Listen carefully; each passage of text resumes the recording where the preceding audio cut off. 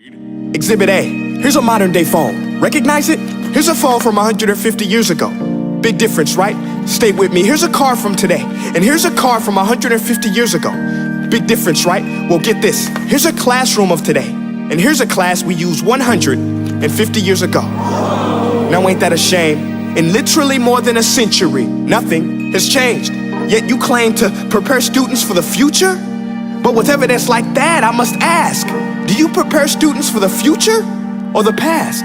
I did a background check on you and let the record show that you were made to train people to work in factories, which explains why you put students in straight rows, nice and neat, tell them sit still, raise your hand if you want to speak, give them a short break to eat, and for 8 hours a day, tell them what to think. Oh, and make them compete to get an A letter which determines product quality, hence grade A of meat. I get it.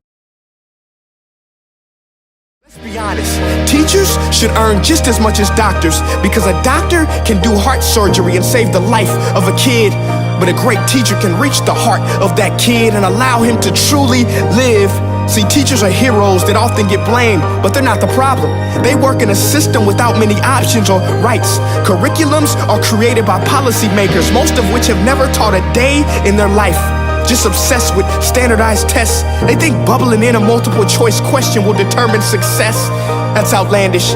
In fact, these tests are too cruel to be used and should be abandoned, but don't take my word for it. Take Frederick J. Kelly, the man who invented standardized testing, who said, and I quote, "These tests are too cruel to be used and should be abandoned." Ladies and gentlemen of the jury, if we continue down this road, the results will be lethal.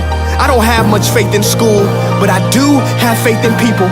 And if we can customize healthcare, cars, and Facebook pages, then it is our duty to do the same for education, to upgrade it, change it, do away with school spirit, because that's useless.